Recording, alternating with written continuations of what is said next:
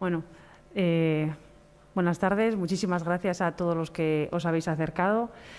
En principio, bueno, dentro del ciclo de conferencias, pues hoy toca la conferencia titulada Transformación escurialense de la Capilla Panteón de los Idiáquez en San Telmo de San Sebastián y sus pinturas manieristas, que será a cargo de Pedro Echeverría Goñi, natural de Pamplona, profesor titular del Departamento de Historia del Arte y Música de la Facultad de Letras de la Universidad del País Vasco, de Vitoria-Gasteiz. Y deciros que su interés prioritario de investigación lo constituyen los estudios histórico-artísticos sobre el Renacimiento y el Barroco en el País Vasco y Navarra, lo que le ha llevado a publicar numerosas obras relacionadas con el arte moderno en dichos territorios. A esto quería sumar, pues que Pedro ha sido mi director de tesis, entonces, pues de primera mano os puedo decir que es una enciclopedia del saber, una memoria privilegiada. Un gran compañero de trabajo y mejor guía, si cabe. Yo he estado encantada de que fuera mi director y que me haya llevado de la mano en todo este proceso de realización de la tesis doctoral. Y toda una eminencia en el campo del Renacimiento y el Barroco. Pues sin más, doy paso a Pedro.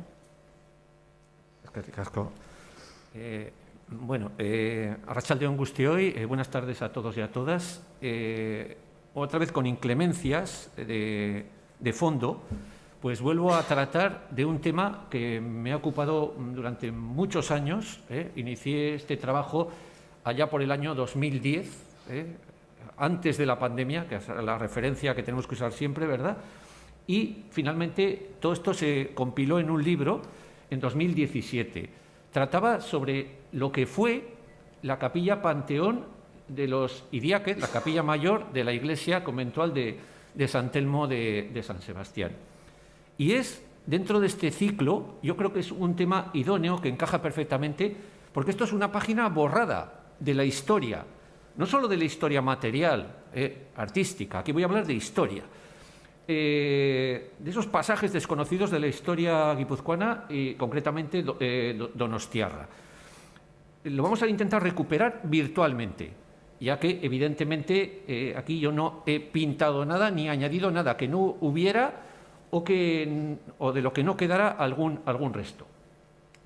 Bien, esta capilla tuvo como patrono, como artífice, una figura singular que fue don Juan de Idiáquez, que fue secretario del Consejo de Estado de Felipe II y, en paralelo con su monarca, con su rey, con el cual le unían una serie de lazos estrechísimos, yo diría que incluso coincidencias en temperamento, actitud, capacidades, etcétera, etcétera, quiso homenajear a su padre. Lo mismo que Felipe II había hecho con su padre Carlos I, que le hizo nada más y nada menos que un panteón real en el Escorial, él hizo lo propio en la capilla mayor de la iglesia fundada por su padre Alonso de Idiáquez. En homenaje al mismo.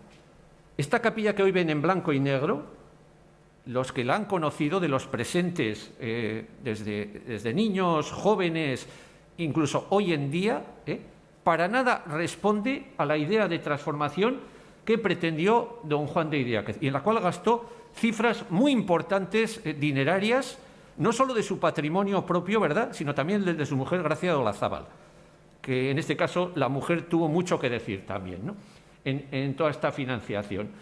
Bien, lo ven en blanco y negro, lo ven desnudo y, sin embargo, fue un alarde de color, de cromatismo, como toda la iglesia de San Telmo.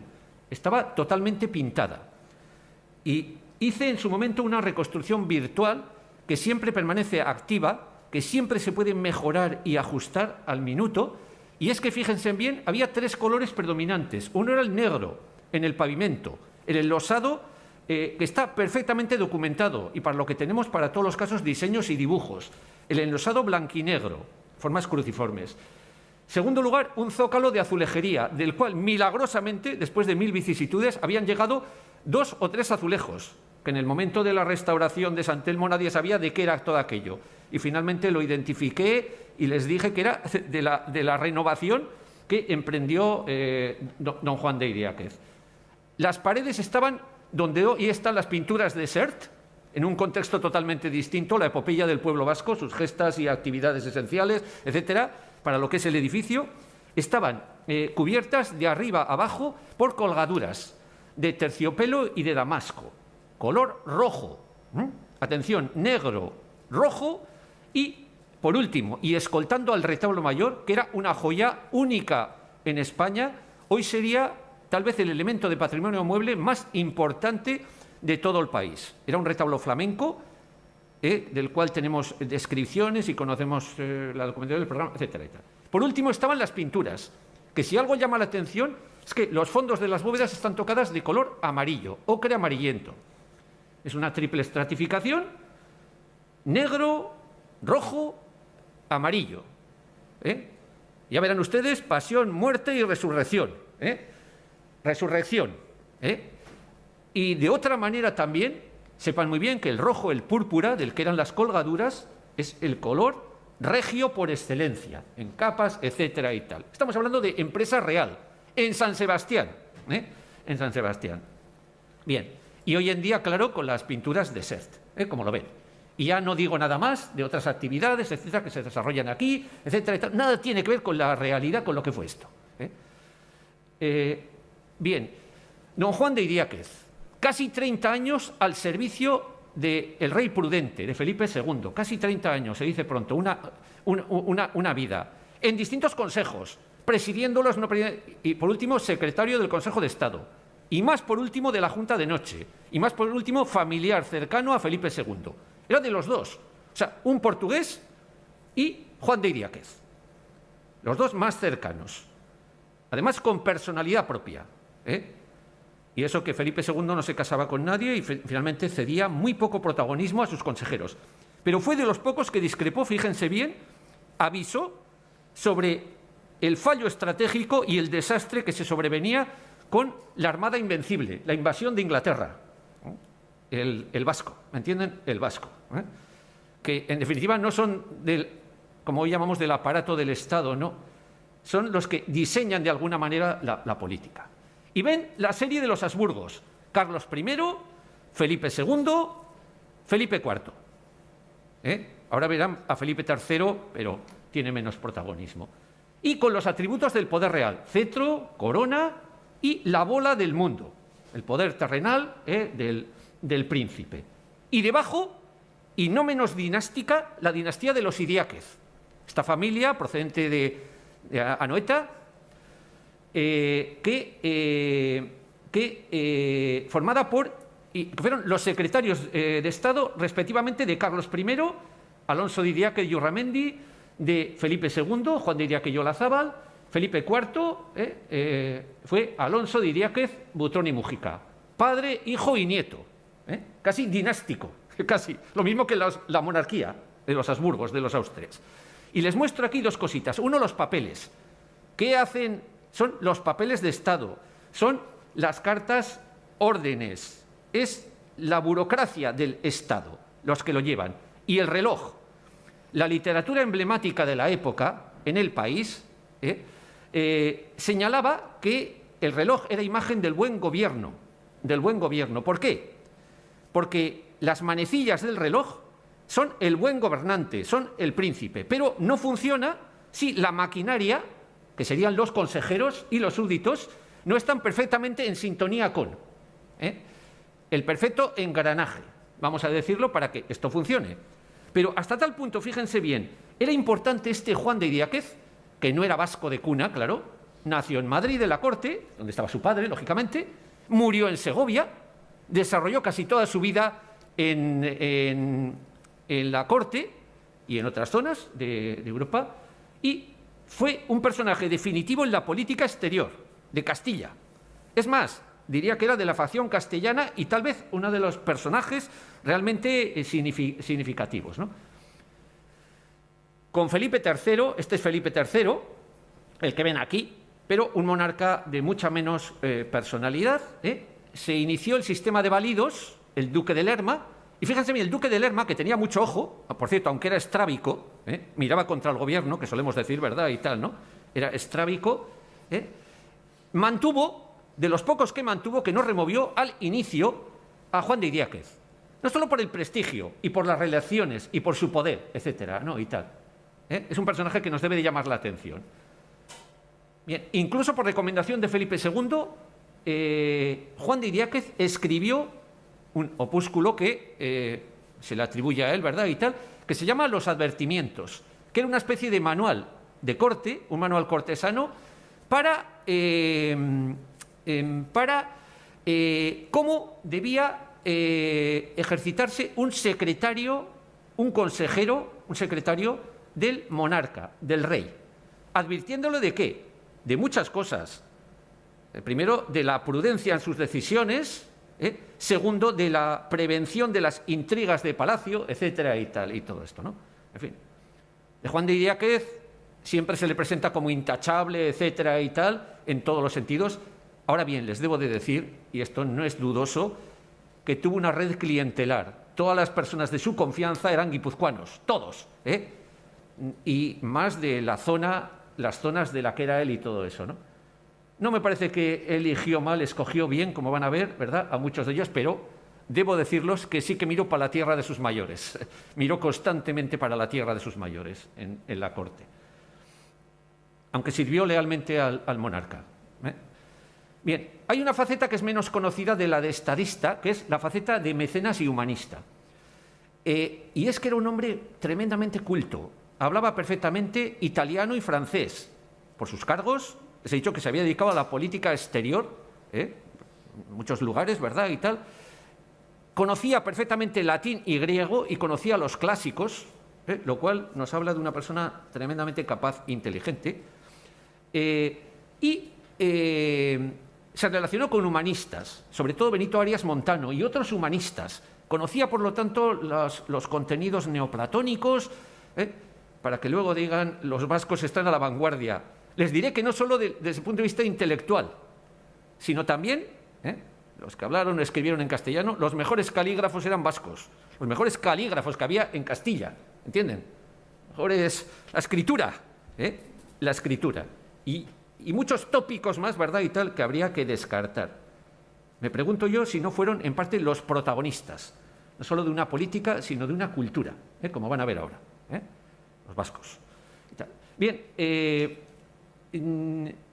participó de tertulias literarias, formó parte de una academia en la que estaban los ministros más cultos, los que tenían mejores bibliotecas, imponentes bibliotecas, como la que tenía nuestro personaje, que por cierto tenía 3 bibliotecas. Ahora les contaré, porque tenía casa en Madrid, tenía casa en, ¿cómo se llama esto?, en Segovia, donde murió, y tenía casa aquí, en San Sebastián, que muchas veces cuando paso por esas calles, cuando pasaba ya en su día, yo decía, para mí, desde la calle Narrica prácticamente hasta el mar, hasta el puerto. Era una casa gigantesca, una casa con torres, con patios, era un pedazo palacio, donde se hospedaban los reyes cada vez que venían a San Sebastián. San Sebastián fue muy citada por los reyes austrias, por todos prácticamente, por razones que a nadie se le escaparán. Y en la misma cronología, por ejemplo, Bilbao prácticamente no recibió visitas de reyes. San Sebastián. Pero era por razones estratégicas, pero también porque estaban los Idiáquez. Pasando por Tolosa y luego viniendo a San Sebastián, y se alojaban, pernotaban aquí, e iban a San Telmo constantemente, iban a la capilla que les voy a comentar. Todos los reyes, prácticamente, todos los reyes austrias. Bueno, en esta academia se reunían en los distintos palacios, pero el lugar mayor de reunión era una villa que hoy está en un estado lamentable, pero si alguna vez hacen una excursión hacia Extremadura, yo les recomiendo que vayan a verla, porque merece la pena. Es una villa a la italiana. Imagínense ustedes villas de estas suburbanas, impresionantes, ¿verdad? Y tal. Era el palacio del duque de Alba, del temido duque de Alba. ¿Ven ahí? El duque de Alba, que presidía la academia, donde se juntaban los más cultos entre ellos.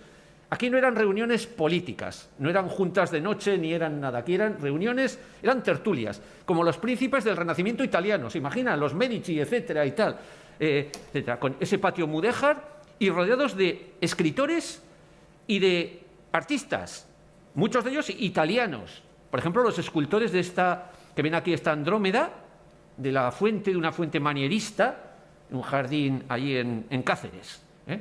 El Palacio de Sotofermoso. Hasta el nombre, Sotofermoso. ¿Se fijan? Que es evocador. Y tal. Ahí estaba Juan de Idiáquez. Bien. Y lo que es llamativo, a mí me llamó la atención en su día, les podía poner 30 libros, así de entrada, ahora que se dice que va a desaparecer el libro en papel, libros editados en las dos últimas décadas del siglo XVI y la primera década del siglo XVII, que van dedicados a don Juan de Idiáquez. Fíjense la dedicatoria, me da igual el libro, cualquier libro, y además de cualquier temática. Libros de poesía, libros de historia, libros de jurisprudencia, libros de los dos derechos, libros de teología, dedicados a don Juan de Idiáquez. ¿Qué tenía don Juan de Idiáquez? ¿Qué tenía este personaje? Pues muy sencillo. Los autores de los libros, aparte del conocimiento, de la cultura vasta que tenía de hombre, el poder que tenía, ¿me entienden, no? Como siempre, la gente se apega al poder. Y sobre todo, un hombre de gran poder, como les he dicho, que tenía toda una red perfectamente trazada, etcétera y tal. Y segundo, porque garantizaban la edición de los libros. ¿Se dan cuenta? Por una cuestión práctica. Dirigir a don Juan de Idiáquez del Consejo de Estado de Su Majestad el Rey Nuestro Señor. Libros de genealogía, de heráldica, de tal, de cual. Favoreció el acceso a la corte de Esteban de Garibay. Es el que lo presentó en sociedad. Y Felipe II no dejó de agradecérselo, porque encontró en Esteban de Garibay un personaje de origen humilde, aunque buscó un apellido que tenía raigambre, que tenía ancestros, que era Garibay, lo cogió el segundo apellido, ¿verdad? Y tal, y se puso el primero, pero un hombre de gran capacidad, de gran cultura, inhabitual en la época, ¿no? Que se convirtió en cronista del rey y que terminó ya como cronista real una historia general de los reinos de España completa, la primera gran historia. Y el propio Juan de Idiáquez le pidió que le compilara para recordar la lengua vascongada que no había perdido, pese a todo ello, el euskera, ¿verdad? Y se dedicó a compilar en dos publicaciones, una publicación y un opúsculo, editados en Pamplona, 1596, ¿verdad? Con refranes populares vascos. Pero claro, era el euskera, la variante, yo creo que es vizcaína, porque era de Arrasate, de Mondragón, de Ochandio y de otros pueblos, de ahí no me acuerdo, de pueblos de por allí. Recogió refranes, los ordenó y le pidió que le pusiera la versión en castellano, como el que tienen ahí en la parte inferior, porque además no lo pueden leer, ¿verdad? Ulesaya onari izgichi. A buen entendedor, pocas palabras, se sobreentiende, bastan. ¿Se fija? Refranes que eran comunes entre la gente con sus variantes y para ponerle el equivalente en castellano. La cultura. Pero es que también, aparte de mecenas, protector de escritores, de literatos que le rodeaban, eso es un mecenas en la antigüedad, es que era también un gran coleccionista de obras de arte. Y tenía importantes pinacotecas, ya les he dicho, en 3 casas. Sumando el inventario de las 3 casas, tenía retratos de todos los reyes de España. Tenía pintura religiosa, temas contrarreformistas, los habituales, los característicos de la contrarreforma, ¿no? De dogmas, etcétera y tal. Y tenía muchos temas alegóricos. Tenía tapices flamencos, verduras que les llamaban, tenía reposteros.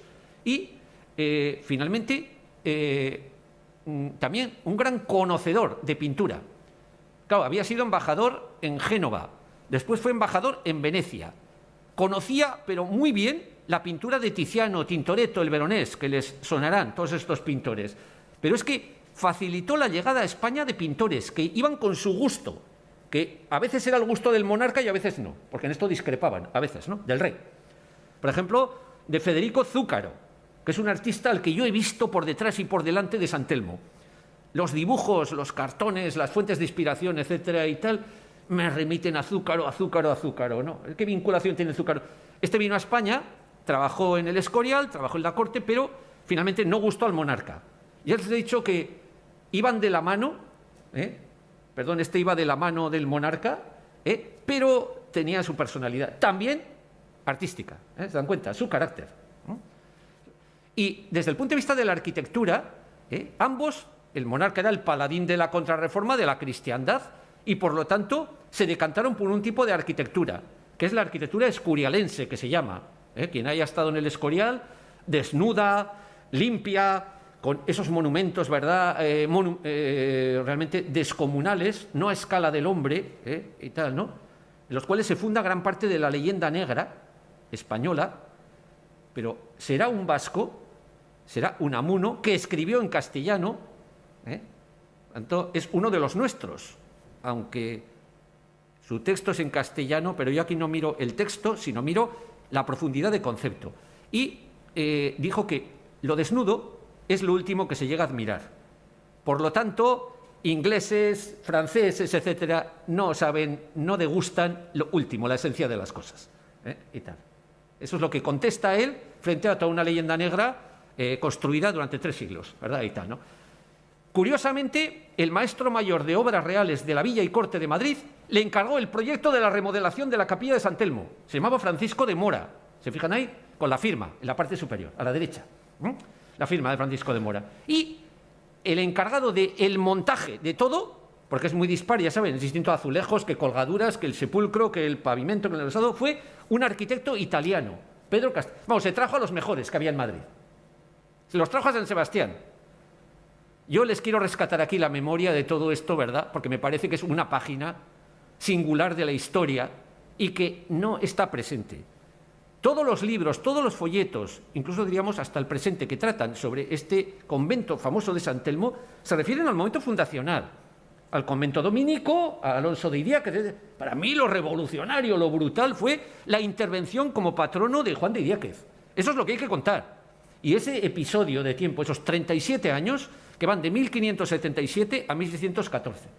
Que eso es lo que dotó a San Sebastián.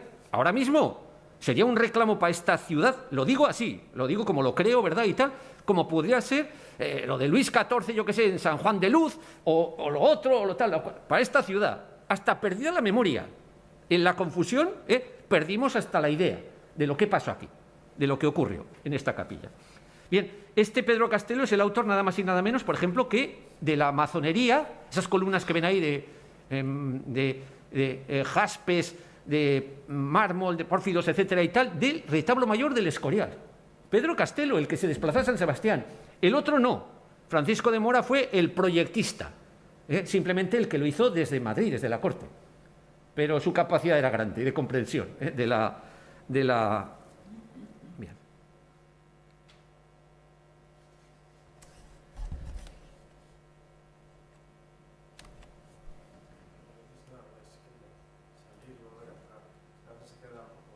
¿Perdón? Ay, qué mala suerte hemos tenido. ¿Te das cuenta? Ha pasado ya, ¿no? Ya está. Dale con este, si no. Vamos a ver.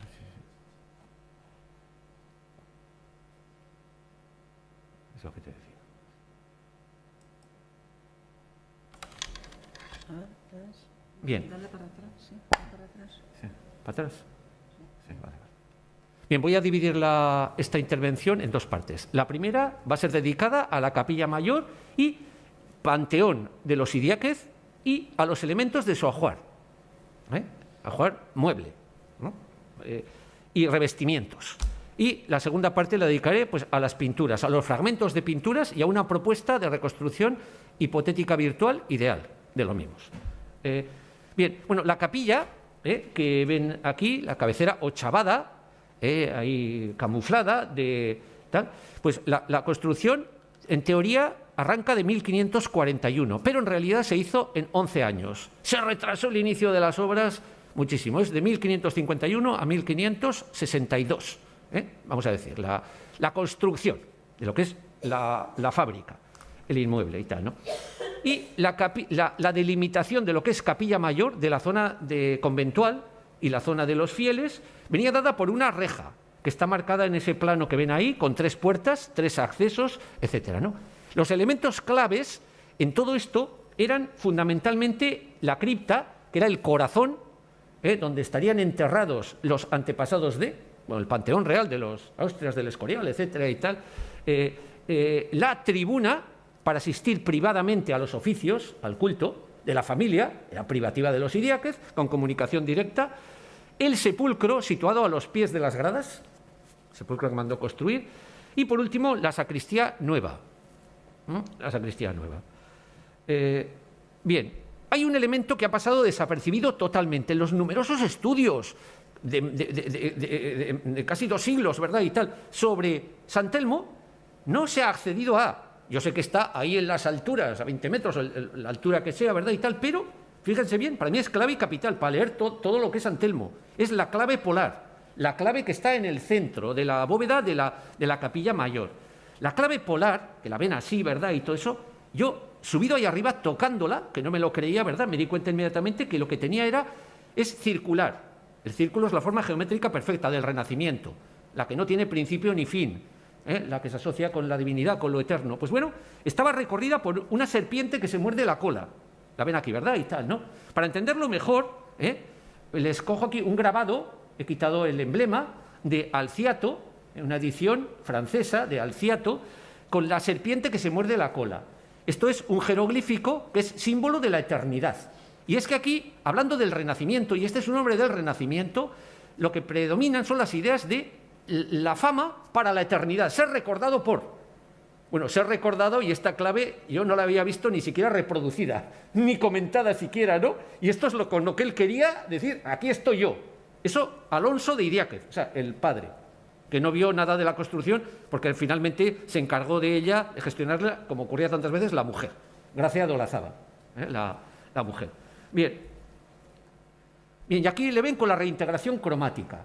¿Qué tiene este escudo que nos lleva al Renacimiento? Ya les he dicho que la serpiente que se muerde la cola viene de una compilación de jeroglíficos egipcios, de Orapolo, es símbolo de la eternidad. Pero luego tenemos un lema, que ven ahí una cartelita con una inscripción, que se la traduzco, está en latín, virtus se ipsa contenta.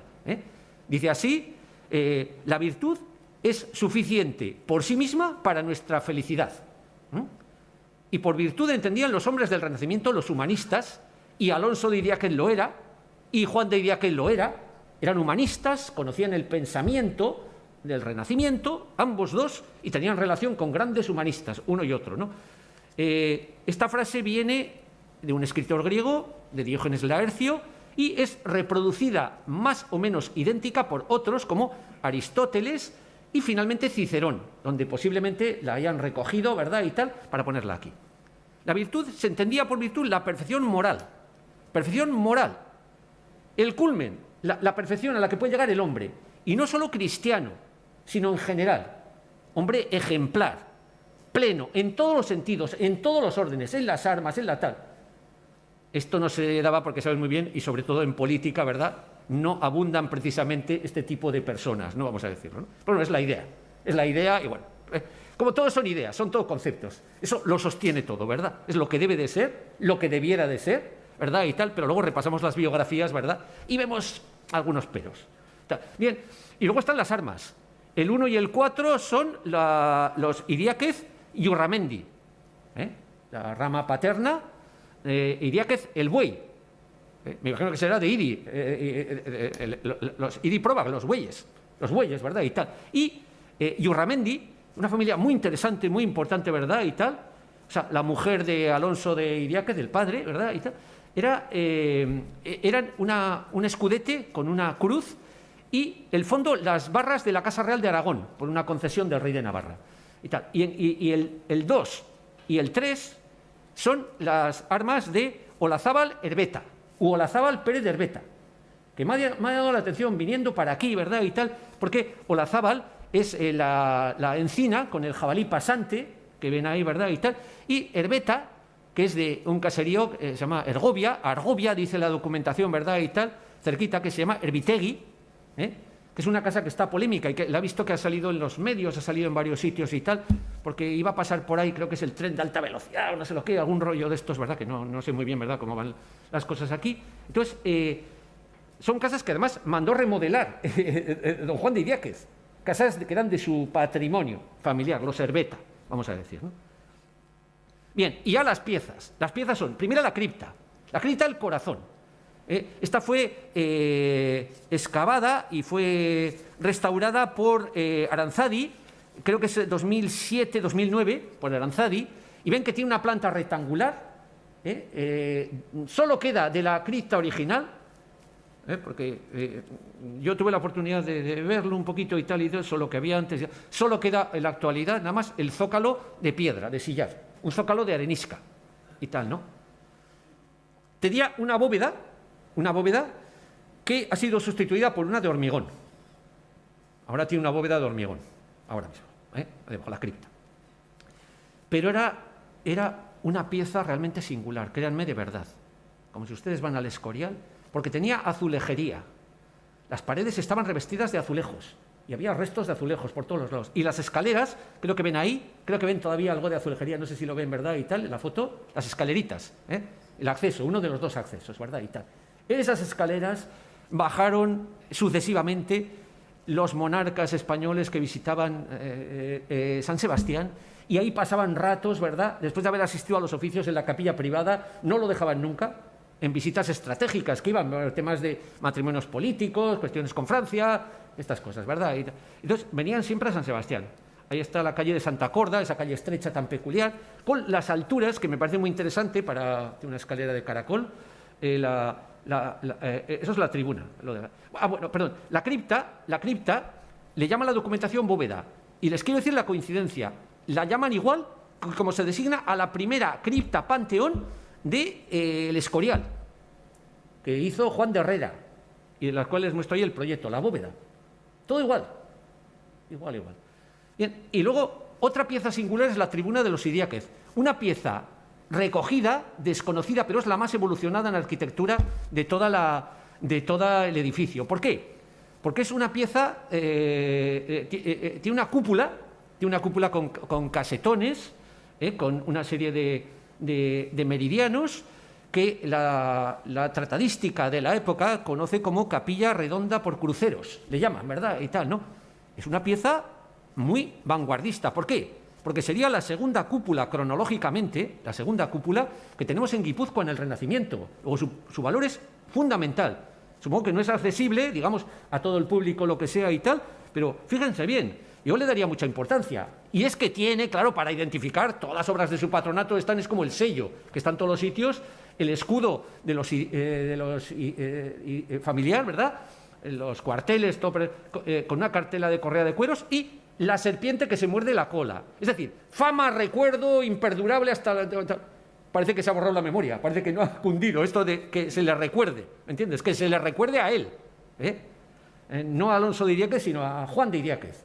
Alonso de Idiáquez no vio nada, no vio ni la iglesia, ni vio el convento, ni vio nada de nada, Y Juan de Idiáquez fue el que lo engalanó, el que lo modernizó, el que lo puso a un nivel, y el que gastó una cantidad de dinero fabulosas.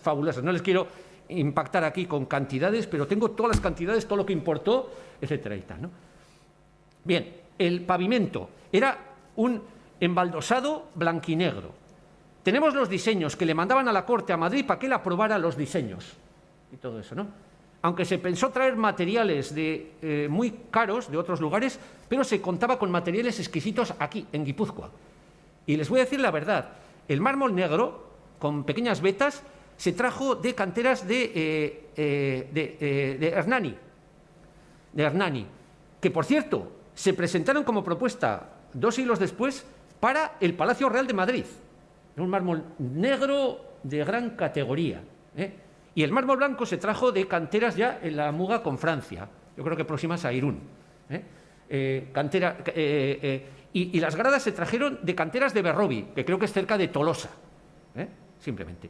Y fíjense bien la coincidencia. He repasado cuidadosamente el Escorial y fíjense bien, en la zona del Coro tenemos embaldosados que son similares, que siguen el trazado original del embaldosado del Escorial. Lo que he hecho es darle vida, devolverle a esa página de la historia que les he hecho borrada de raíz. Y luego está el zócalo de azulejería, que salieron unos azulejos y andaban todos despistados de cuándo es esto, qué es, tal, todo eso. Y yo, claro, ahí me mojé y me impliqué. Yo no me dedico a ello, pero me preparé, lo estudié y confirmé que se trataba de azulejos que eran del revestimiento de azulejos. La documentación dice que se compraron en Toledo. De hecho, ustedes van hoy a la Casa del Greco, a Toledo, que seguro habrán estado muchas de los presentes, y ahí tienen muestras y ejemplos de azulejería característica de origen musulmán, ¿verdad?, etcétera y tal, de allí, ¿no? Y son motivos que imperaban en el Escorial, los maestros reales del Escorial. Son, por ejemplo, una especie de pudinga de mezcla, ¿verdad?, de jaspes, de color marrón, con unos marcos como en forma de entrelazo de ochos, etcétera y tal, ¿no? Y ahí están las muestras que le mandaban para su aprobación. Le mandaban muestras, no lo tenemos, ¿verdad? Y tenemos 4 azulejos, que les pongo ahí. No queda mucho más que eso, o sea, que lo que les muestro aquí. Que quedó ahí milagrosamente, como un testimonio de lo que fue. y las colgaduras. Este es un capítulo fundamental. De todo esto se encargó Pedro Castelo entre 1590 y tantos y 1600 y poco, ¿verdad? Entonces, las colgaduras eran 26 paños de terciopelo y damasco. Bueno, como en la pantalla, damasco y terciopelo, ¿se fijan? Que hace aguas, de color púrpura, que es el color regio, además muy acorde con un tema de la pasión. El retablo tiene temas de la pasión. Tenía temas de la pasión. Esto hay que leerlo. El color es el que le da vida y expresión a las obras de arte. Contra esa idea de lo desnudo, ¿se dan cuenta? El color es lo que da vida. Yo, si llego a tener que estudiar San Telmo, le hubiera hecho esta exposición con menos alegría que la que lo hago recordando lo que hubo y lo que fue. ¿Me entienden? Es lo que me devuelve, lo que me da pistas acerca de episodios de nuestro pasado. Bien, la reja, lo mismo, la traza la hizo Francisco de Mora y era que contaba con una reja anterior que era de 2 cuerpos, con balaustres, vamos a decirlo, y él la modernizó, es decir, la puso a la moda de la época de Felipe II. ¿Y qué le hizo? Pues mandó poner remates en forma de pirámides y bolas. Si ustedes han estado en el Escorial verán que hay cantidad de pirámides con bolas, por todos los sitios, en la fachada principal, en el patio, en tal. Pirámides y bolas, pirámide y bola, las dos formas geométricas, esas dos. La pirámide es un jeroglífico funerario, recordando a quién, a los faraones, ¿se dan cuenta? Es que era panteón, pirámides con bolas. Y mandó poner un frontón partido, porque el frontón partido deja roto, en el vértice, deja una vía de ascenso, una vía de liberación para el alma. Entonces, y rematado por un Cristo crucificado, decía, sobre un Gólgota. El Gólgota, y ahí lo he puesto, ¿verdad?, es el montículo, o simulacro de montículo con lajas, con una calavera.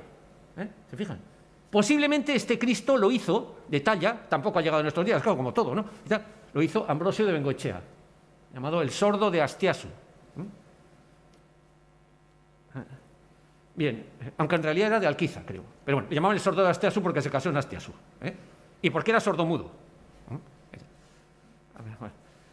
Bien, y ahí ven la firma de Francisco de Mora, el que trazó todo. Nada más y nada menos que se llevó al maestro mayor de obras reales. ¿Se dan cuenta? De la Villa y Corte de Madrid.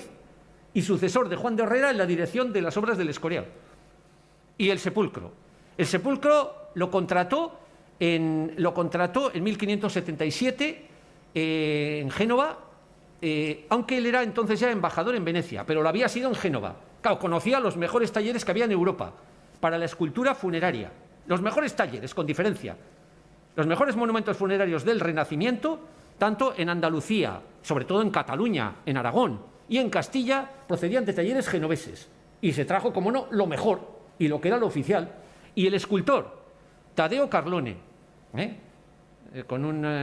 con su oficial, ¿verdad?, y tal, con Francesco dell'Angelo, ¿verdad?, y tal, ¿no? Este sepulcro, después de 1813, del incendio, las tropas, etcétera, sufrió grandes alteraciones. De hecho, desapareció la cama sepulcral. Se aislaron a los yacentes. Tanto a don Alonso de Idiáquez, eran los padres de don Juan de Idiáquez, lo hizo en homenaje a sus padres, como su mujer, Gracia de Olazábal. Y estuvieron en distintos destinos. O sea, seguirles la pista es una empresa laberíntica. Estuvieron un tiempo en el cementerio, en Polloe, cada uno con un escudo, cada uno con uno de los 2 escudos, como lo recoge esa litografía que ven ahí. Bien, este monumento funerario fue restaurado 2 veces, una en 1862, que fue una restauración que en realidad lo embadurnó todo más si cabe, con yeso, lo fue redondeando y lo quiso hacer como una obra neoclásica, no sé cómo explicarles, ¿verdad?, y tal, para que lo entendieran. Pero en 2010 se restauró y hemos seguido cuidadosamente en este tema las indicaciones de la escritura del contrato, tanto en métrica, en medidas, como en formato. Verán que se rehizo la cama sepulcral. Se rehizo la cama sepulcral con una armadura de aluminio con resina de poliéster, imitando mármol de Carrara, porque el original es mármol de Carrara, mármol de las mejores canteras italianas. Y además móvil, es una cama se puede mover del sitio, se puede colocar en su ubicación original, donde estaba, pero como se ha perdido hasta la idea de lo que es esa iglesia, ¿verdad? Pues, y la capilla mayor. Entonces, y encima, como les digo a mis amigas restauradoras que restauraron esto de una empresa, ¿verdad?, de Petra y tal, les suelo decir que ellas han vuelto a unir a los dos que han estado separados, que por cierto creo que se llevaban bastante bien, don Juan y doña Gracia, de Olazábal, una mujer cuya familia era originaria de Alzo, ella, Gracia de Olazábal, y que tenía mucha fortuna, sobre todo por parte de los Herbeta, porque tenía gran cantidad de negocios y de inversiones de todo orden, en el tema naval, en el tema del hierro, en el tema de tierras, en el tema de tal, y tenía un montón de casas, que por cierto, ahora les diré, se las mandó restaurar todas ellas también a arquitectos que venían aquí para otras cosas. O sea, bien, entonces, la cama sepulcral se cogió el tipo de yacente porque era para retratar a sus padres. Si hubiera sido para retratarle a él o a alguna persona contemporánea suya, hubiera escogido probablemente la de la figura orante, genuflexo. Era la moda, la época de los reyes católicos. Pero aquí se quedó con la figura del yacente, ¿no?, en cama sepulcral. Y la inscripción también la conocemos por documentación de la Casa del Duque de Híjar, del Archivo de Zaragoza, Archivo Histórico Provincial de Zaragoza, y la inscripción dice así, se la he transcrito para que la vean, ¿verdad? A Dios Todopoderoso, Alonso de Idiáquez y doña Gracia de Olazábal, fundadores de esta Santa Casa, sus piadosísimos padres, Juan de Idiáquez, su complacientísimo hijo, lo erigió con su propio dinero, lo dice al final, con una abreviatura propia pecunia posuit, él dice, lo erigió con su propio dinero, lo pagó él, a sus padres, como recuerdo, como homenaje, etcétera y tal, ¿no? Bien, y aquí están los dos yacentes, parecen rígidos y no se notan los detalles, los tendrían que ver, ¿verdad?, pero tienen detalles preciosos en las armaduras y en los cojines, de labor casi de cincelado prácticamente. Y luego tiene la idea de lo que es el caballero cristiano, el ideal, el prototipo del hombre de esta época, ¿no?, con una espada ropera que tiene la forma de cruz, ¿se dan cuenta? Ahí en el centro, una espada ropera, el caballero. Y luego tiene un elemento que pasa desapercibido, me ha sido muy difícil reproducírselo, pero es la cruz de la Orden de Santiago, la ven aquí, que era la mayor aspiración social de la época, pertenecer a la Orden de Caballería de Santiago. Él era caballero de Santiago, claro, amén de otras muchas cosas, claro, era todo, era la mano derecha de todo eso. Creo que ven el detalle, el preciosismo del escultor de Taddeo Carlone en el cabello, Él no conoció probablemente al personaje, a Alonso de Idiáquez, sí conoció al hijo, pero se guió de otra serie de representaciones para hacerle el retrato, ¿no? Y la mujer, pues como las viudas, a las viudas se les vestía de monja. Es la condición de viuda la que denota el hábito monjil, pero no de una orden determinada, no de una orden determinada, no dominicas, no tal, sino hábitos monjiles, con toca y todo esto, ¿no? Y el rosario como un elemento de piedad para el tema de la mujer. Y quedan los dos escudos. Y los escudos son piezas preciosas, no solo desde el punto de vista heráldico, sino desde el punto de vista estilístico. Yo he buscado modelos, y los mejores modelos son de italianos, aquí en San Sebastián. Claro que hubo un renacimiento precioso y un humanismo en esta ciudad, y hubo piezas singulares, claro que participó plenamente. No participó, estaba a la vanguardia de lo que pasaba en muchas zonas del norte de aquí, de España, ¿no? No hay nada similar a esto, insisto, por ejemplo, en Bilbao, etcétera, nada parecido a esto, tan internacional. Aquí ven, por ejemplo, Federico Zúcaro, dibujos de Zúcaro, y ven que está flanqueado por victorias, tiene forma elíptica,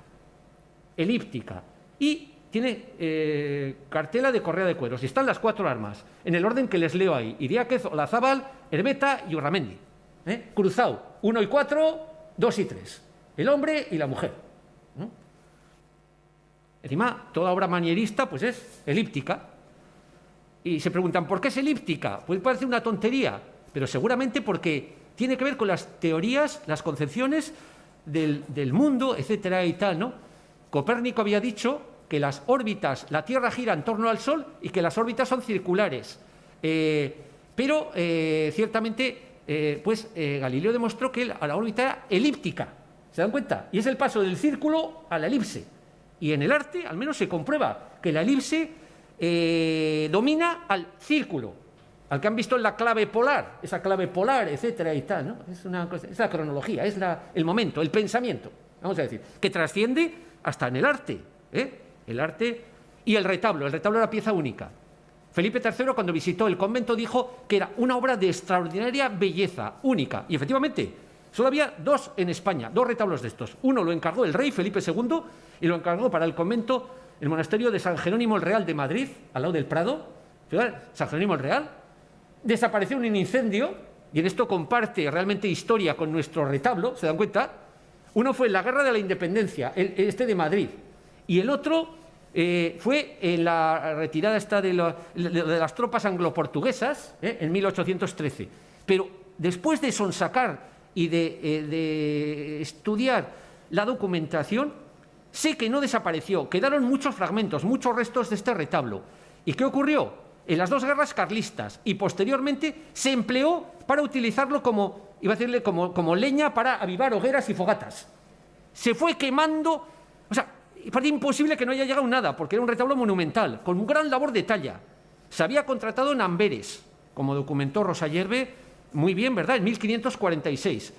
Y lo contrató, fue voluntad del marido, ¿no?, y tal, de Alonso de Iria, que del padre, y tal, ¿no? Y por él conocemos el programa iconográfico, con toda una historia de la redención, la más completa que uno imaginar pudiera, que va con los 2 primeros cuerpos, que es la infancia de Cristo, desde la Anunciación prácticamente hasta Jesús entre los doctores.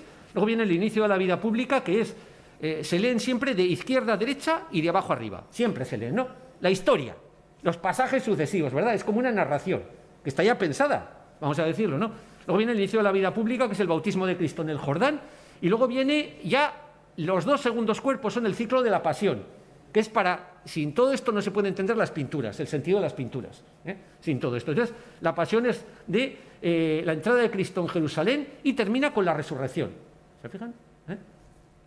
Y aquí les he intentado localizar relieves del taller de Cornelis Floris de Brient, un gran arquitecto flamenco, tanto de obras de arquitectura mayor en piedra como de madera, ¿verdad?, que son para mostrarles alguna escena de cómo era su arte, ya que en San Sebastián, en fin, habrá que buscar, habrá que rastrear a ver si se queda algún trocito en algún sitio, si es que ha llegado algo. Bien, y por último, Juan de Idiáquez, a diferencia de su padre, fue un gran protector de la orden de los dominicos, un gran protector.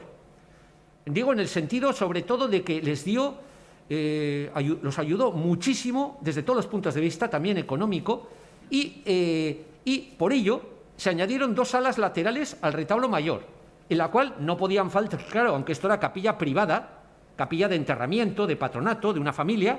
Sin embargo,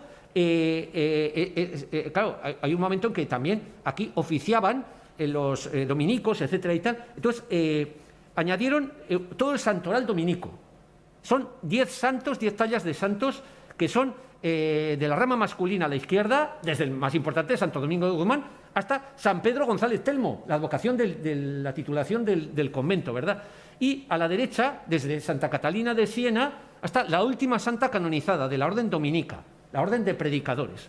Y el escultor fue Ambrosio de Bengoechea, del que dicen las crónicas que dicen que, como él era sordomudo, decía, pero no importaba, porque sus esculturas hablaban, dice. El mejor escultor, sin duda, ¿verdad?, del romanismo, de la herencia de Miguel Ángel en Guipúzcoa. Sin duda, Ambrosio de Bengoechea, discípulo preferido de Juan de Anchieta. Y claro, como no tenemos las tallas tampoco, ¿qué he hecho? Pues fíjense, muy sencillo. He buscado tallas de Ambrosio de Bengoechea cercanas cronológicamente, y aquí tienen el Santo Domingo. No lo tenemos, pero tenemos varios Santo Domingos aquí. Este es del convento de San Francisco de Tolosa. ¿Verdad? Y luego en Oyarzún tenemos un santo, una iconografía curiosísima, no sé si habrá otra igual, pero yo no dudo que ese santo, al escultor que lo hizo, que era seguidor de Ambrosio también, seguro que lo copió. Y así podemos saber. Los 2 retablos colaterales de San Telmo estaban titulados por 2 santos de reciente canonización, dominicos. Uno era San Raimundo de Peñafort y el otro era San Jacinto de Polonia. Bueno, pues este es San Jacinto de Polonia, al cual en Oyarzún, en el hospital de San Juan Bautista, no le han le han cambiado uno de los atributos y le han puesto ahí una especie de jarrón con una no sé lo qué, ¿verdad? Y tal, pero ese es San Jacinto de Polonia, que sin duda copia el que desapareció de San Telmo. Para que vean que las obras, aunque no estén, crean escuela, han incidido. Yo no me olvidaría nunca de la historia desaparecida, porque esa historia estuvo presente e incidió, y tiene consecuencias. Bien, y la última pieza es la sacristía nueva. Bien, esta pieza ya entramos dentro de lo que llamamos el barroco desornamentado, el clasicismo, ya es una pieza tardía de 1614. Aquí tenemos que poner en baza una serie de figuras importantes para San Sebastián, como son figuras de arquitectos e ingenieros, primero italianos, a la cabeza de ellos Tiburcio Spanocchi, que era el encargado de todas las fortificaciones de la provincia, entendiendo por provincia Guipúzcoa, red de fortificaciones. Italiano, y sobre todo a su discípulo más aventajado, que fue el que trabajó personalmente para Juan de Idiáquez, que se llamaba Jerónimo de Soto, que era un arquitecto y un ingeniero de gran formación clasicista, tenía todos los tratados prácticamente relevantes de arquitectura que de los siglos, desde Vitruvio prácticamente hasta Palladio, tenía todos los tratados de arquitectura. Bueno, encargó, para que vean que no se andaba con chiquitas, siempre que podía, Alonso de Idiáquez para San Sebastián, la ciudad de sus mayores, el convento de sus mayores, el palacio de la calle Mayor de sus mayores, buscaba siempre al mejor, pero al mejor de la corte, al mejor que estuviera desocupado, ¿me entienden?, ¿no?, al que pudiera traer y todo eso. Y buscó para hacer las trazas a Pedro Brizuela, y también para revisar las trazas, y como ejecutor a Jerónimo de Soto. La sacristía es una pieza monumental. Qué pena, yo la vi original. Bueno, digo pena desde mi punto de vista, claro, eso no cuenta para nada, esto no mueve molino, ¿sabes? Quiero decir que tal, pero qué pena, les quiero decir la verdad, porque era una pieza realmente singular. Rectangular, tenía huecos para enterramientos, tenía 3, tenía un hueco para el altar. Ahí ven en uno de los dibujos de Brizuela, lo que era el altar, en uno de los lados menores, otro para una especie de aguamanil y tal. Y lo único que queda es que orientar la mirada para arriba, porque ahora es una sala del Museo de San Telmo, ¿no? El Museo de la Ciudad, el Museo de San Telmo, etcétera y tal, y son las bóvedas de lunetos, que ven ahí, ¿no? Bien, Jerónimo de Soto también hizo palacios. No les he querido traer aquí, pero esto sí que hubiera sido interesante para muchos. Intervino en muchas casas, que eran de todas las familias, y las familias de Juan de Idiáquez, los Herbeta, los tal, los cual, etcétera. Proyectó incluso un palacio en Anoeta, al lado del caserío original, la casa de sus mayores y de Acaiz. Hoy no tenemos ni el caserío ni el palacio, que no se llegó a hacer de él, ¿no? Está borrada la huella. Yo me he desplazado a los pueblos para ver los sitios, los lugares y tal, y lo que me encuentro en ellos ni les cuento. Es esa geografía difusa, borrada, descontextualizada de todo, ¿no? O sea, de la historia. Pero normal, es la historia, que todo lo arrasa, que todo lo borra. Bien, y las pinturas. Bueno, en el año 2008... fruto de unas filtraciones, aparecieron desconchaduras en la bóveda. Y en las desconchaduras lo observaron algunas personas, que había pinturas. Y dijeron, ostras, hay pinturas. Y como siempre en esta vida, ¿no? Oh, pinturas, oh, tal. Noticias en la prensa, etcétera y tal. Y todo esto. Y a mí me llamó una técnico del museo que me dijo que estaba totalmente preocupada de las obras que se emprendían allí, de todo lo que se iba a hacer, etcétera y tal, y a ver si yo podía decir qué era eso, qué significaba y si tenían un valor. Así como lo cuento. Me llamó Ana Santo Domingo, etcétera y tal. Y fui aquí y pude comprobar, revisando las cosas y tal, que estaba toda la iglesia pintada, no solo la capilla mayor, toda la iglesia. Y todavía la tenía, después de todas las tropas y el saqueo y el asedio y todos los destrozos que tenía esa iglesia y todo. Tenían las pinturas, aún estaban. Eso sí, fragmentariamente, etcétera y tal, ¿no? Aparte de eso había 3 escudos de escayola pegados con cemento. No quieres otro tipo de accidente, otro tipo de agresión, ¿me entiendes?, ¿no? Al soporte, al muro, al paramento, ¿no? Y tal, ¿no? El escudo de San Sebastián, lo ven ahí, ¿verdad? Y tal, ¿no? Etcétera y tal, eso y tal. Y luego, ¿qué apareció? Pues bueno, en las bóvedas, lo primero que se vio, etcétera y tal, era que era fondo amarillo, ocre amarillento y gris. Y esto llamaba la atención, como, ¿qué es esto? O sea, un fondo amarillo, no azul, que es lo normal, una azurita, el cielo, la eternidad, la tal cual, sino amarillo, ocre amarillento y grisalla. Y además figuras que parecían hasta bien hechas, incluso. Bueno, las pocas que se conservaban, que no fueran muñones, como la película de Walking Dead. Bien, las inscripciones, aparecieron 2 inscripciones fragmentarias a ambos lados, y aquí viene el misterio, el intentar descifrarlas, etcétera y tal. La de la izquierda, complejísima, da igual las vueltas que se le dé 100.000 veces, etcétera y tal, es complicada. Yo casi desisto, habrá que ver otra manera de leerla, etcétera y tal, pero hay 2 palabras que a mí me llaman la atención, que después de 1000 darle vueltas creo que son las palabras que son, no lo he escrito así, pero creo que son la clave. En la inscripción del lado del Evangelio, la última palabra en letras capitales parece decir inventor, que establece un paralelismo, un parangón entre la labor de Dios como creador, la invención, que le llaman, y el artista. El artista es como un segundo creador, vamos a decirlo, ¿no? Es decir, que tiene la potestad de dibujar lo que hay en la naturaleza, pero puede corregirlo, puede modificarlo, puede mejorarlo, también evidentemente puede empeorarlo, ¿verdad? Y tal, pero...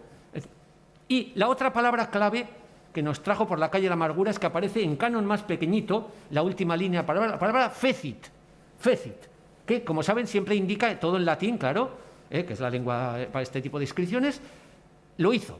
Pero justo cuando esperábamos encontrar delante de la palabra que identificaría al pintor, o pintores, ¿verdad? Y tal, y aparece todo discontinuo, pequeños trazos, ni prolongando, ni haciendo negativo, etcétera y tal. No hemos conseguido dar con el tema, en fin, el testimonio documental.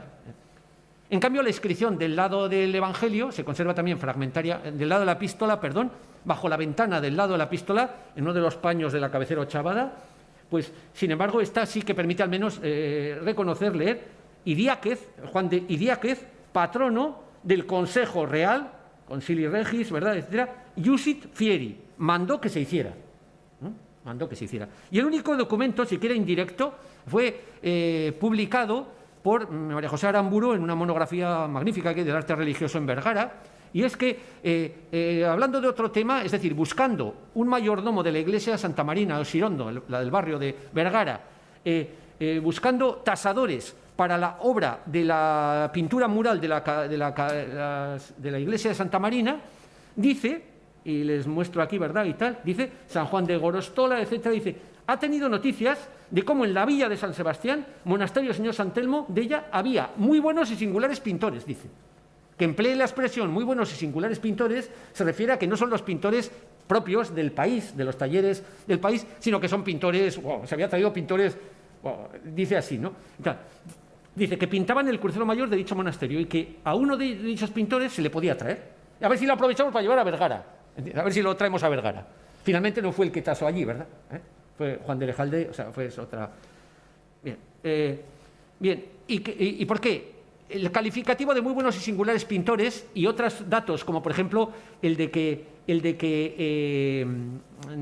la temática, el tema, el estilo y otros aspectos nos indican que estamos hablando de pintores que conocían muy bien la obra que se estaban haciendo en el Escorial, tanto en la iglesia, en la basílica, como en las distintas dependencias. Por ejemplo, ven aquí a Zúcaro, al que voy a traer aquí constantemente, van a ver dibujos de Zúcaro por todos los lados.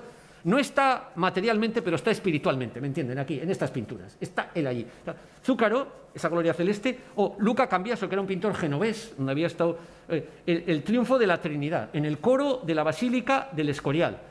Aquí está la reconstrucción que hemos hecho del Padre Eterno aquí en San Telmo, y también pintores como Francesco de Urbino, a la derecha, que es, ven ahí un evangelista. Es la misma temática que van a ver en la bóveda de la capilla mayor de aquí. Son evangelistas, profetas, ángeles, arquitecturas fingidas y fondos de oro. Esto es una dependencia del Escorial, ahí arriba, que se llama la celda prioral baja. El Escorial. Está en la corte, es artífice de la política, como les he dicho, exterior, imperial, en 3 continentes, vamos a decirlo, ¿no? Entonces, claro, es... El arte refleja la historia. Bien, la técnica me indica que estamos ante pintores que conocen muy bien lo que es la pintura que se llama de techos, la pintura de la cuadratura. Aunque las bóvedas son de tradición gótica, las de San Telmo, este país, no, es decir, son anteriores, ¿verdad? Y tal. Pero, fíjense bien, primero el empleo de cartones. Ahí se ve cartones. Los cartones, ya saben, son papelones para ajustarlos a los plementos de la bóveda y trasladan un dibujo mediante el estarcido que se llama, ¿saben? Puntillan, y lo he marcado ahí, ¿verdad?, en las manitas que tienen a la izquierda, ¿se fijan? Esos puntitos discontinuos, ¿no? El uso de cartones, trasladando composiciones. Segundo, el empleo de ejes de simetría. Está trazado con carboncillo, lo he marcado con una flechita en blanco, en la segunda, ¿se fijan? Una flechita en blanco, un eje de simetría con carboncillo. Se llaman mediatrices, es para los ejes para la simetría, es una idea del Renacimiento. Después, el sombreado, donde se ha conservado el original, he subrayado la rodilla de ese ángel Benaí, etcétera y tal. Los escorzos prodigiosos anatómicos, ¿no? Bien realizados, ahí en las alturas. Los pintores de aquí, en fin, les voy a decir la verdad, no lo sabían hacer así, con esa maestría. Ese estudio anatómico, vamos a decir esa. Luego, muy importante, las iglesias se iluminaban precariamente, con luz de velas. Una iluminación precaria, que por cierto producía incendios, en fin, y otra serie de deterioros. Pero los pintores hacían efectos ópticos y sombreaban, buscaban zonas a la luz, zonas a la sombra, daban luz a lo que no tenía luz, con el color. De ahí que, claro, así por ejemplo, los arcos apuntados, si se fijan, uno de los lados, en este caso el lado izquierdo, del arco más a la izquierda, está muy sombreado, se fijan, con un trazo muy grueso. En cambio, el de la derecha está con un trazo fino. Lo mismo ocurre con ese frontón fingido, simulado, ese trampantojo, que la mitad está más a la sombra, se fijan, y la mitad está a la luz. Como no hay luz, con medio claro oscuro, buscamos la luz. También la luz, para realzar el modelado, es decir, que las figuras tienen cuerpo. Por ejemplo, en los fondos amarillos hay zonas que están dadas con sombra tostada. ¿Se dan cuenta esos pies? Sombra tostada, que es como perfilar con un sombreado que saca las figuras fuera, parece que revolotean, etcétera y tal. Y por último, lo que se llama el elemento participativo, es decir, figuritas que se giran y nos invitan a entrar, ¿se dan cuenta? En las escenas. Detalles de saber pintar, vamos, de saber organizar las superficies. No todos saben organizarlas, hacen una pintura muy planista, ¿se dan cuenta? No saben profundidad, no saben perspectiva, no saben. Bien, y los fondos son dorados, ya que vemos el asunto. ¿Por qué los fondos son dorados? Bueno, pues muy sencillo, porque estas pinturas beben directamente ¿en quién? En Miguel Ángel, en Rafael, los maestros del Alto Renacimiento italiano. ¿Y de qué manera? Ustedes se van a San Pedro del Vaticano y verán que el anillo, el tambor de la cúpula, la monumental cúpula de Miguel Ángel, ¿verdad? Y tal, está dado con mosaico dorado, ¿se dan cuenta? O esa obra de Rafael, una de las estancias del Vaticano, están imitados en las cúpulas, en las bóvedas, están imitándose el oro dorado. Todo esto es por un motivo, ¿saben? Porque lo dorado, en obras áulicas, cortesanas, es un fondo, como diría, sobrenatural, aparte del lujo. Es un fondo de origen bizantino. Es una idea de ver el cielo. Todo esto se repite en grandes empresas y también capillas mayores de toda la arquitectura española. Les recomiendo también que si alguna vez tienen la oportunidad de ir a Tarazona, la Catedral de Tarazona, que ha estado restaurándose, no sé, 28 años, no sé cuántos años restaurándose y que ahora es posible visitarla, una magnífica catedral, tiene la capilla mayor con los mismos temas, profetas, que van a ver aquí, por ejemplo, y tal, y el fondo es de mosaico de oro también. ¿Se dan cuenta? Amarillo, grisalla, amarillo, grisalla, amarillo, grisalla, siempre igual. Y esto era San Telmo, bueno, y es San Telmo porque todavía queda algo, por ahí, todavía queda. Y en la pintura local hay muy poco de esto. Pero, por ejemplo, tenemos algún ejemplo, ven aquí, malamente conservado, un pintor de Arrasate, de Mondragón, Juan de Elezalde, gran artista de los locales, los más aventajados, los maestros de pintar iglesias, estos maestros realmente muy dotados, pero claro, eran del país. Y, bueno, no tienen esta formación, vamos a decir, ¿no? Y ahí ven lo mismo, fondo amarillo y grisalla. Y luego aquí, el amarillo y la grisalla, ¿se fijan? Esto es San Telmo, la de la derecha. Bien, y luego el estilo. Muy buenos y singulares pintores, que italianos. ¿Y por qué se ve? El Alto Renacimiento, el dibujo de invención. Este dibujo lo hace Rafael. Que es un apunte, es un bosquejo, es una figura de Mercurio. ¿Se dan cuenta? Lo elemental, lo fundamental del gesto se repite en uno de los ángeles mejor conservados de San Telmo. ¿Se dan cuenta? Esto de la derecha. Ahí está, el origen, el cómo se hizo, el origen. Y entre medio, ¿qué hay? Un dibujo manierista de Zúcaro, donde la figura tiene más carne, porque ha visto el arte de Miguel Ángel, de más entidad, de más cuerpo, ¿verdad? Y tal. Y las piernas son, y les diría que son calcadas, son idénticas. Si lo hiciéramos como cartón y lo montáramos en la capilla, sería coincidente, ¿se dan cuenta? ese dibujito. Bueno, y aquí viene la reconstrucción, antes y después, el programa. Son 3 zonas y 3 temas.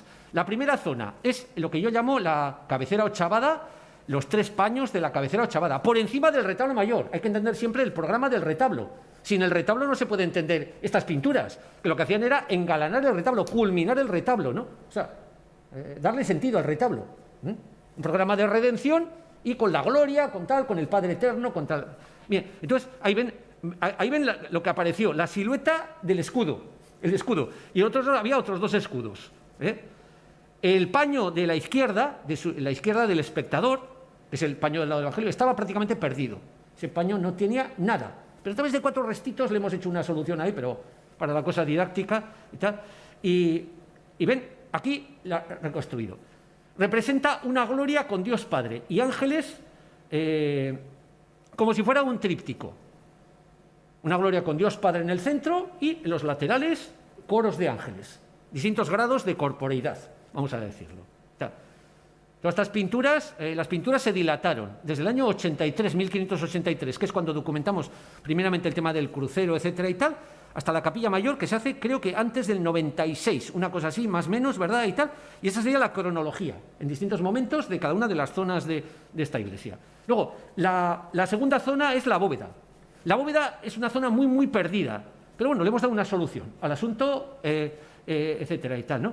Aquí la ven, aquí ven lo que quedaba y aquí ven la reintegración. En la bóveda encontramos profetas, evangelistas y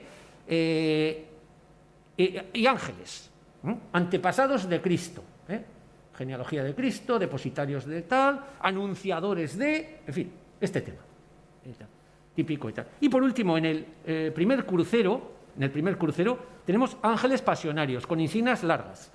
Hay que decir que las claves todas tienen angelitos, las claves de piedra tienen angelitos con temas de la pasión. Y es porque la pasión es el medio de redención, ya saben, de cómo redimir al género humano para permitir el ascenso, etcétera y tal, ¿no? El alma. Bien, y la gloria con Dios Padre y ángeles. Aquí ven lo que había, que es una especie de esto de piel de leopardo y de mosaico de manchas, de dedos sueltos por un lado, cabezas, una oreja, lo que sea y tal, caos absoluto, vamos a decirlo, y esta es la reconstrucción virtual para la cosa didáctica, no más, solo por acercar, una propuesta, ¿verdad?, que todo es mejorable y todo. Bien, ahí vemos el escudo, ¿y qué nos dio la pista? Ya de entrada los propios restauradores repararon, miren, había a los lados del famoso escudo de San Sebastián, que es la madre del Cordero aquí, que tapaba lo que tapaba, que no sabemos lo que tapaba o cómo tapaba o qué había, hay 2 opciones posibles, etcétera y tal. La pista nos la dieron 2 manos que sobresalen a los lados del gran escudo que había de escayola de la ciudad de San Sebastián, el escudo que todos conocen, que se ve en todas las empresas, se ve en el retablo mayor de Santa María del Coro, se ve en fin. Bueno, pues es una mano que bendice, la bendición bizantina característica, la mano derecha, en la afirmación de la Trinidad, ya saben, con 2 dedos, etcétera, la bendición, y la otra mano abierta, en una actitud declamatoria. ¿Qué hicimos? Pues buscamos un dibujo, y tengo varias opciones, no solo cogí uno, ¿verdad? Y tal, pero cogí un dibujo manierista de Giovanni Battista Trotti, que aparece un Padre Eterno. ¿Y qué hice? Pues coloqué ahí una pieza que era fundamental para la lectura, para la comprensión, para entender. No para que esto se pinte, ni mucho menos. Dan cuenta que todo esto es virtual. Debo dejar claro que ahí no se ha tocado nada, ni se ha hecho nada. Que hay que respetar siempre el original, etcétera y tal. Tiene la cuadrícula y todo, que es para ser trasladada a una superficie parietal.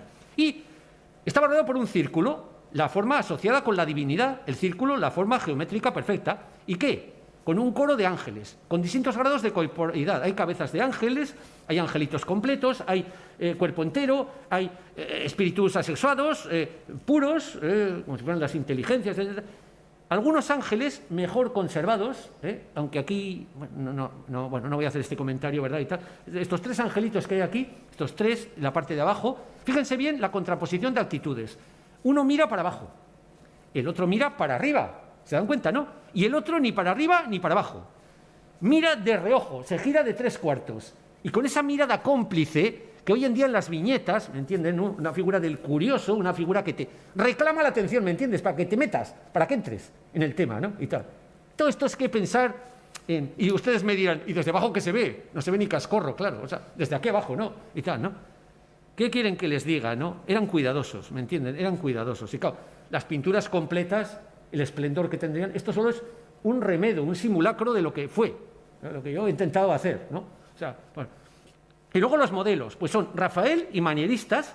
Por ejemplo, les he puesto ahí angelitos en trazo rojo, angelitos, ¿verdad? Y tal, pues les he buscado en actitudes, en gestos, en origen, en todo esto, ¿no? Rafael, el divino Rafael de Urbino, uno de los mejores dibujantes de toda la historia del arte. El dibujo es la madre de todo, el dibujo está por detrás de todo. Digan lo que digan, una vertiente, una versión del arte contemporáneo. Yo les digo, para mí, quien dibuja sabe hacer lo que sea. Dibujar, saber dibujar. Yo soy tradicional en este sentido y yo abogo por este tema, por el dibujo. Y el orante, por ejemplo, uno de Andrea del Sarto, etcétera y tal, ¿no? Pero hay ángeles de cuerpo entero. He hecho indagación de uno a uno, cada uno de los ángeles, fíjense bien, en unos he tenido más éxito, en otros menos éxito, ¿verdad? Pero, por ejemplo, aquí hay un ángel que gira la cabeza para un lado y contrapone el brazo para el otro, ¿se dan cuenta? Una actitud heroica, una actitud que nos lleva de la mano a, ¿qué es lo que se pretendía? ¿A quién? A Dios Padre, ¿verdad? Y tal. Entonces, este ángel, sí, creo yo que deriva, está calcado, está parte de ¿qué? Parte de la Galatea, una obra de Rafael, de una villa suburbana de Roma, la Farnesina, que fue difundido, multiplicado el efecto por grabados. El grabado era lo que se difundía. Y por dibujos. Nuevamente Zúcaro, ¿se dan cuenta? Zúcaro. ¿Eh? Y aquí ven lo mismo, les muestro cómo estaba y siempre la reintegración con un trazo más verde. Les pongo ahí, ¿verdad? La reintegración que... ¿no? La cual me ayudó una persona, porque claro, evidentemente hace falta dominar muy bien, en este caso, la manipulación de imágenes, muy bien, ¿no? Me ayudó... quiero decirlo, ¿verdad? Kira Borch, ¿verdad? Y tal, que ya pues, intentaba interpretar, y a veces se desesperó, yo creo que me iba a matar ya finalmente, ¿verdad? Después de hacer 1000 reconstrucciones, 1000 pruebas, 1000 ensayos, 1000... O sea, bueno, bien. Y el coro de ángeles, sobre todo el del lado de la epístola, porque ustedes creían que ahí no ven nada, no ven más que un manchón a la izquierda, sin embargo les diré que era el mejor conservador y el que me permitió reconstruir todo el paño y luego hacer una proyección invertida en el lado del Evangelio, para poder ofrecer el tríptico entero, ¿no? Y en este, pues tenemos 3 ángeles, uno de ellos con una lira en el centro, ven ahí, músicos, y luego todos en torno a ese círculo menor, escoltando, como siempre, en nubes, ¿no? En ese... Y aquí ven, pues, la indagación que he hecho, ¿no? Este ángel que se gira de 3/4 hacia nosotros, fíjense bien, le he buscado los pasos, y creo yo que en este caso es Miguel Ángel, y es la Capilla Sistina. Ese es un ignudi de la Capilla Sistina, el de la parte superior, en el centro, un ignudi. Luego viene una sibila. Los ángeles son figuras asexuadas, da igual modelo femenino que masculino. Lo que les quiero decir que para esto es indiferente. Vienen muy bien para el ángel. Y ese juego de piernas es la sibila líbica, de las sibilas de la... Y, por último, he encontrado en un palacio, la pena es que no he podido buscar, la foto está en color. Yo quería haberlo hecho en Roma, haberlo encargado en Roma, ¿verdad? Pero no he podido ser. Un pintor español, una de estas, formados en Italia, que puede ser también perfectamente uno de los que vino aquí a San Sebastián, bien formado en Italia, no sé cómo explicar, y capaz de hacer esto que les voy mostrando, que es Pedro Rubiales, el Palacio de los Conservadores, en una historia de Escipión. Si se dan cuenta un detalle, repite las formas. El brazo extendido, se dan cuenta, la cabeza girada hacia nosotros, introduciéndonos en la escena. Nos van llevando de la mano, ¿verdad?, como recomendaba Alberti, hacia el tema principal. Son elementos didácticos. Y aquí vemos la reconstrucción hecha del ángel este. Bien, pero es que las ventanas, esto es trampantojo, esto es arquitectura fingida. Y es que las ventanas de San Telmo, perdón que lo diga, ¿verdad?, y tal, lo que es la arquitectura original de San Telmo es muy discreta en el sentido de que son ventanas adinteladas, rectangulares, con 4 cuarterones, ¿se dan cuenta? Hoy cegadas, ven las ventanas. Pero claro, aquí la pintura las moderniza totalmente, ¿verdad? Les añade y les pone encima un elemento que ya va para el Renacimiento y se me presiona más para el clasicismo, que es un frontón partido en volutas, que es una creación para la historia del arte de Miguel Ángel. Pero cuando Miguel Ángel crea algo, no se crean ustedes que solo diseña una forma. No. Lo que diseña realmente es un elemento dentro de un programa neoplatónico. Un frontón partido en volutas, él lo decía así en las tumbas de los Médicis, es un frontón roto que permite una vía de escape para el ascenso del alma. ¿Se dan cuenta la idea? El origen del motivo, del elemento. Entonces, ahí tienen el frontón con un busto femenino, etcétera y tal. Y busqué una sala en la que yo creo que don Juan de Idiáquez, que elegía muy bien los motivos, ¿verdad?, se pudo inspirar. Es en Génova, una villa. Él todavía estuvo desde 1573 de embajador en Génova, y es la villa Tobía Palavicino. Fíjense ustedes bien, esto es San Telmo, a mi juicio. O sea, hay que ir a Génova, ¿verdad?, y tal, para ver San Telmo, verlo con otros ojos, claro. O sea, con ojos distintos, ¿eh? Y nuevamente un dibujo de Zúcaro aquí abajo, ¿no? ¿Se fijan? Zúcaro. Se conservan cartas, correspondencia. Le gustaba mucho Zúcaro. Él forzó que viniera Zúcaro a España. Estuvo trabajando un tiempo aquí, pero curiosamente Felipe II no le gustó. Se rebotó y se marchó. Bueno, le pasó lo mismo al Greco, ¿me entienden? Y a otros. Felipe II era, en fin, era más Tomás. Era bueno, era un pintor bueno, pintor manierista. Bien, la segunda zona son los profetas, evangelistas y ángeles. Así ven ese simulacro, ese esqueleto, esa faz destartalada, de la bóveda de la capilla mayor, una estrella de 6 puntas, y en los plementos triangulares hay más o menos lo que yo he cogido con esta herradura, que ven aquí, ¿verdad? Y tal, ¿no? Había espacios para 10 profetas, patriarcas y profetas del Antiguo Testamento. Los 4 profetas mayores, Isaías, Jeremías, Ezequiel, Daniel, los 4 profetas menores y, como no, Moisés y David. Solo han llegado en nuestros días 2 y una cartela completa. La cartela es el marco ese ovalado elíptico, de correa de cueros, etcétera y tal. ¿Y cómo recompongo? Pues imagínense ustedes, aquí en este caso ha tenido que ser todo, o sea, tremendo, ¿no? ¿Qué se me ocurrió? Pues muy sencillo. Bueno, las 2 que se conservan, las que están abajo. Esas 2 que están abajo. Bueno, aparte de los profetas tal, había 4 plementos, esos que son en forma de punta de flecha, ven, en rojo. ¿Se dan cuenta? Eran los 4 evangelistas, los depositarios de la verdad revelada. Están, por lo tanto, en una zona estructuralmente hablando más ahí fuera. Incluso me falta el misterio, aunque tengo una propuesta para el último plemento, ese triangular, justamente ese triángulo de aquí abajo. ¿Se dan cuenta?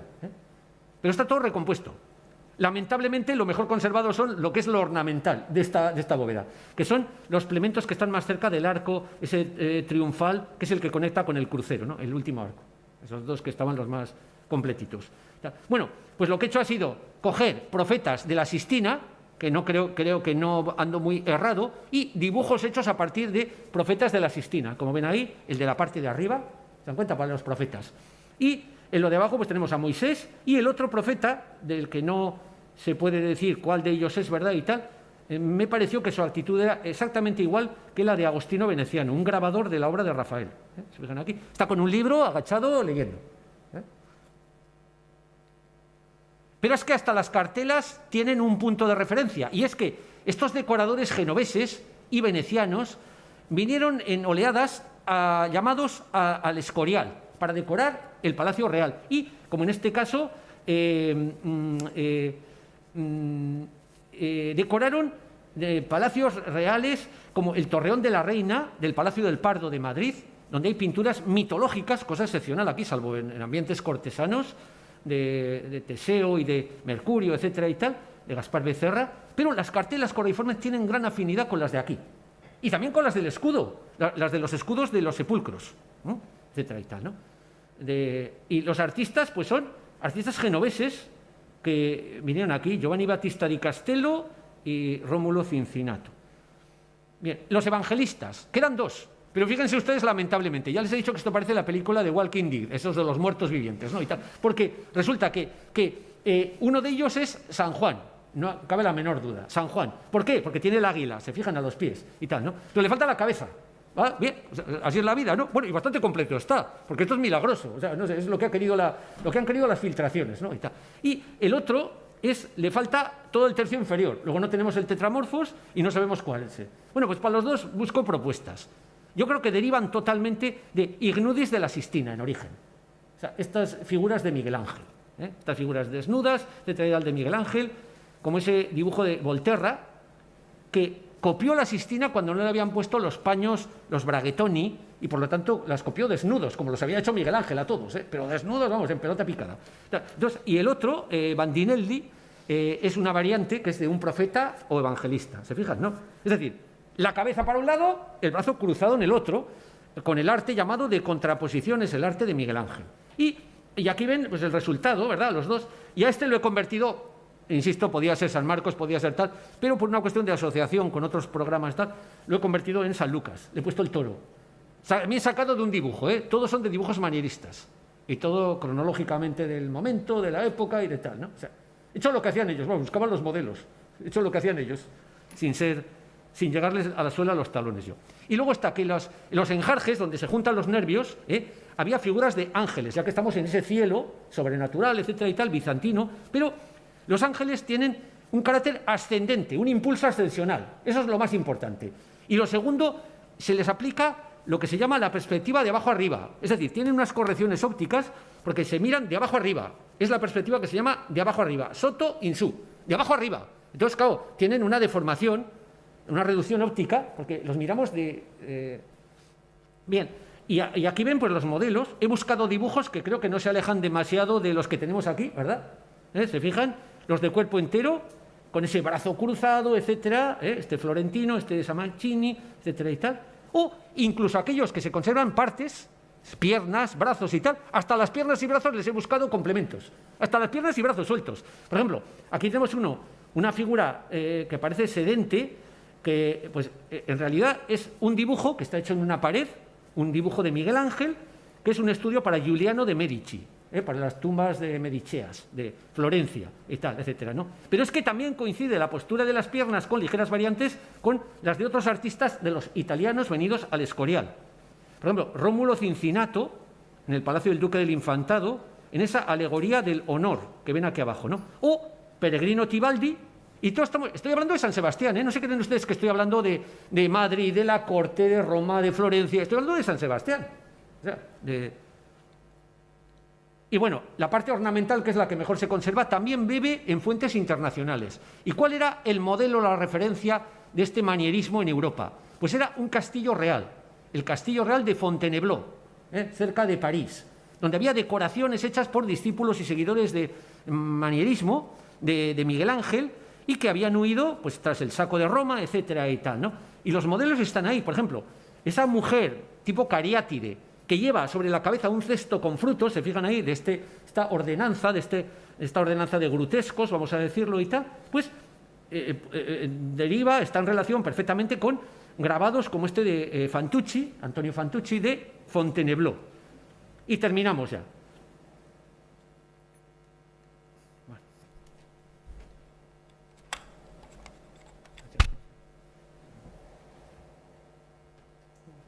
Que no sé cómo era reiniciarlo. Antes le daba el escape, pero espera, vamos a ver razón, a ver si pasa. Sí, listo. Vale. Bien, y la última zona, y termino. Ya. Bueno, la última zona son el crucero, los ángeles pasionarios. Así estaba, y esta es la reconstrucción virtual. Bueno, la parte decorativa, es decir, los plementos de los extremos, vamos a decirlo, tienen dos motivos que parecen meramente decorativos, parecen cadenciosos, rítmicos, son guirnaldas, con cintas, con frutos, etcétera y tal, con hojas de laurel, etcétera y tal. Pues no son meramente ornamentales y decorativos como la gente piensa, sino que las guirnaldas en los monumentos funerarios romanos ya desde entonces eran símbolo de la inmortalidad. Atención al dato. Y estamos en un panteón funerario y tal, ¿no? Y luego están roleos también rítmicos, tallos vegetales, curvos, etcétera y tal, que les he buscado los dibujos, aquí un dibujo italiano, pero más importante todavía si cabe. Esto que les monto aquí es del Ara Pacis. ¿Saben? El monumento que se erigió por Augusto, el emperador romano, a la paz augustea. ¿Se dan cuenta? La paz, que es la aspiración máxima. Y fíjense bien, el dibujo parece que lo continúa. Y nuestros roleos de San Telmo de San Sebastián de Donostia, lo mismo. Y los ángeles. Son figuras que revolotean con estudios anatómicos que denotan el conocimiento de Miguel Ángel, clarísimamente, y son 4 ángeles que tienen símbolos, yo le llamo las insignias largas de la pasión, o tenían, aunque están algunos perdidos y tal. El primero de ellos, uno con la lanza, Fíjense bien con dibujos hechos por Federico Zúcaro, que están en la Biblioteca Nacional de Francia y que se hicieron mucho antes de la Avenida España, sus dibujos, 1560 y tantos, etcétera y tal, ¿no? Y figuras que vuelan con esa perspectiva soto in su, de abajo arriba, con esos escorzos, con esos... revolotean en ese cielo. Son pinturas magníficas, magníficas, la verdad. ¿No? Y hay dos que no quedaba nada. Y fíjense cómo de Muñones dirán, ¿qué inventiva tiene este, verdad? Dirán, ¿qué inventiva tiene? Miren, de Muñones, ¿verdad? El de la izquierda, lo que aparecía era eso. Pero yo me fijé en el muslamen, en la pierna izquierda. Y en paralelo a la pierna izquierda vi un trazo recto, perfectamente recto. Y dije yo, tate, puede ser la cruz. Y fíjense bien, ahí he buscado uno de los dibujos hechos por un español, una de las águilas que estuvo en Italia, Gaspar Becerra, que vino después aquí a España, del Cireneo, con la cruz monumental, uno de los dibujos del juicio final de Miguel Ángel, y fíjense bien también cómo Peregrino Tibaldi, un pintor que decora la biblioteca del Escorial, y aquí tenemos a nuestro ángel. Y así lo he reintegrado y le he hecho como les he dicho antes, el muslo de la pierna izquierda, no sé cómo explicar, y lo que yo he creído que es la cruz, he deducido que debe ser esto, con el travesaño de la parte de arriba, sin más. Y más difícil me lo ponían todavía.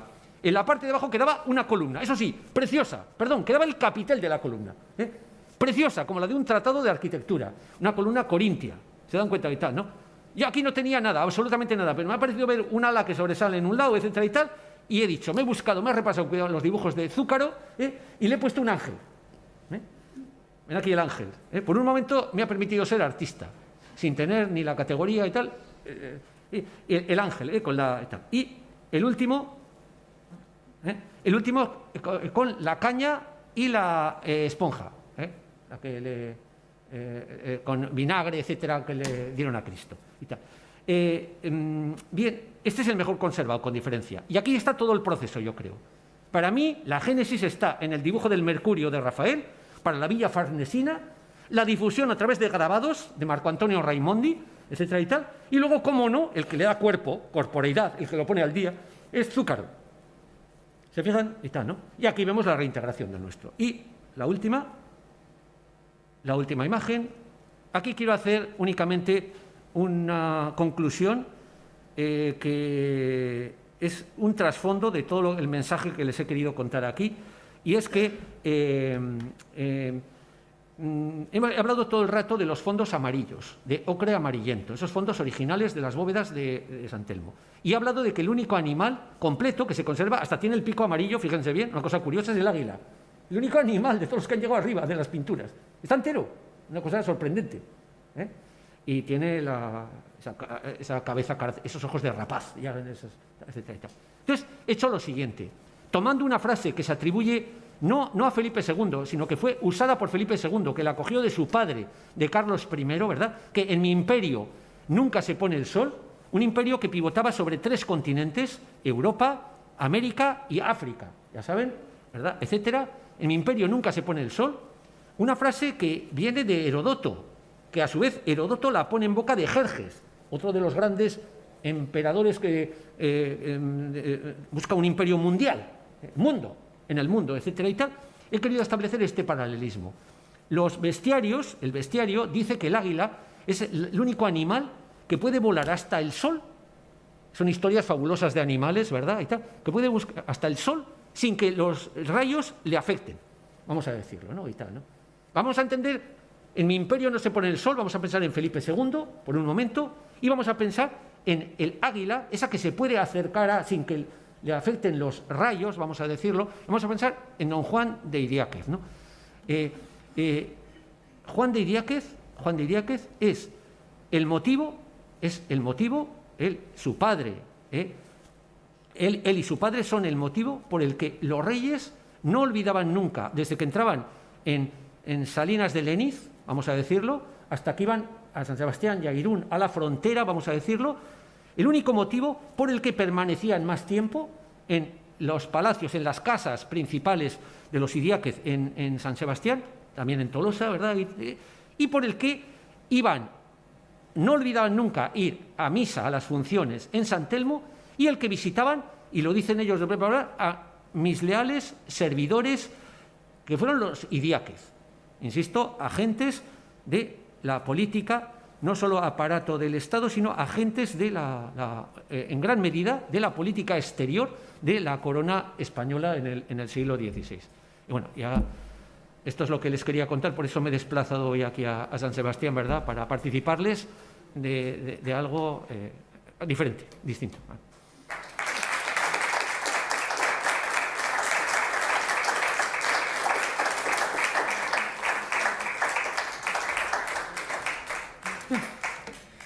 Vale, pues entonces damos por finalizado ya la conferencia, el acto.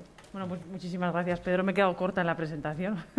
No, muy bien, muy bien. No había que hacerte la palabra porque No, sabía que se iba a ser ser para largo. Pero bueno, sido más breve. se podrían haber hecho muchísimas más hay que ir al cosas. grano, hay que ir al grano. Y el grano era esto, contarlo lo que he descubierto estos años pasados, ¿no? Muchas gracias, Pedro. Y muy agradecidos por la presencia aquí. Recuerdo que en la presentación del libro, que se hizo también aquí en la ciudad, hubo una serie de circunstancias climatológicas adversas, increíbles, ¿no? Un vendaval, una galerna, les iba a decir ahí, fue en el 2017, 18, no me acuerdo, 17 creo que fue, ya no me acuerdo, y ocurrió lo mismo, ¿no? Y bueno, les agradezco mucho y espero que no hayan salido defraudados de la... En absoluto.